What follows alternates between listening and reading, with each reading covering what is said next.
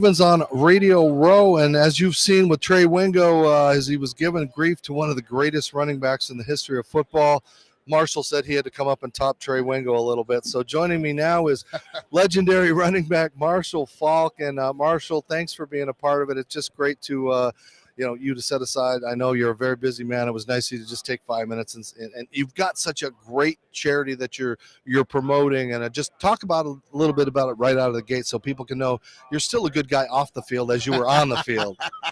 Dave, thanks for having me on, man. It's good. And listen, you can't top Wingo, man.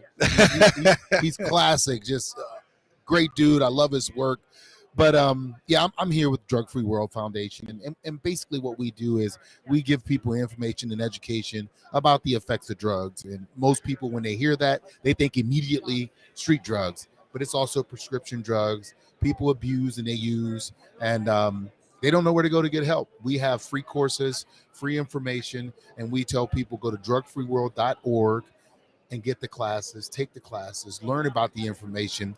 You may not only save your life, but maybe you'll save someone else's life too. And it's critical to start at that age, because they see all the influencers like you guys, and if they can hear a good speech and a good positive thing that you're doing, then maybe it'll help make a difference. Because with the opioids and everything that's going out there, there's a lot of bad stuff these kids can have easy access to. Yeah, and to be real, like drug use is being sensationalized. It's like, it's cool, it's hip.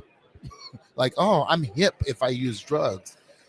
And that's what you think until you find yourself addicted and in need of, and not being able to function without. So what we continue to do is we just continue to provide that information and education. We don't want to change the narrative or shape people's lives. We just want them to make better decisions, and having the education to do it is how you do everything.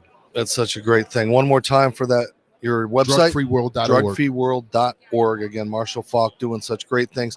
Well, you're here. It's old school.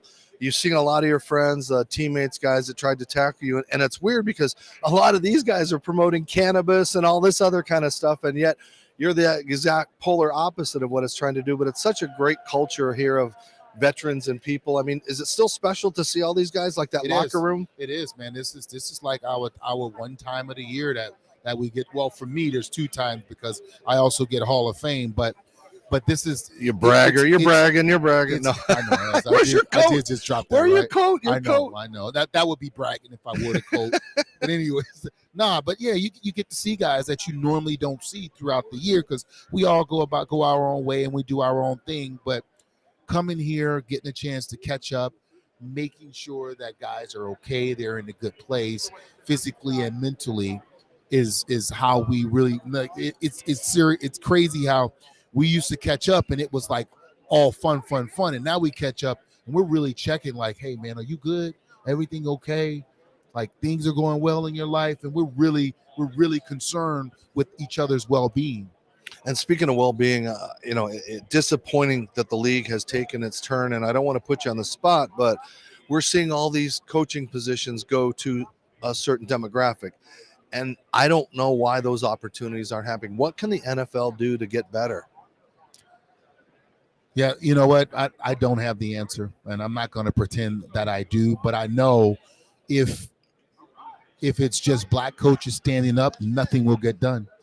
Some of the white head coaches, some of the white position coaches, in solidarity, they have to stand up with the black coaches and advocate for change.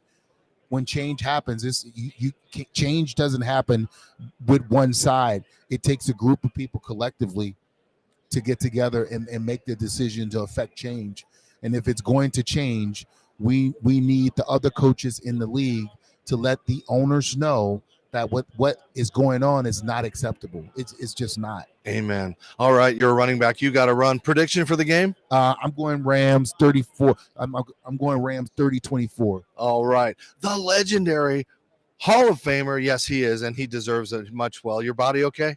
I'm doing great. All right. I'm doing great. Marshall Faulk joining us. Thank you so much for joining us on Radio Row, taking time, getting some grief from Trey Wingo. He says you got to do his show coming up soon. So. Oh, yeah, I got him. All right. Hey.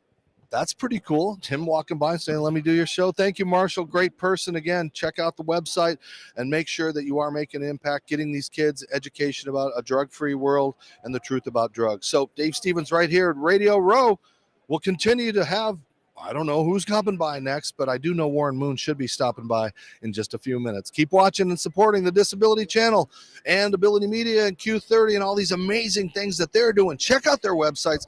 Start following what these guys do because they're doing better programming than Fox, NBC. They're showing you inside things that you can't get anywhere else, and that's all because of Quinnipiac University. So stay tuned. We'll be back.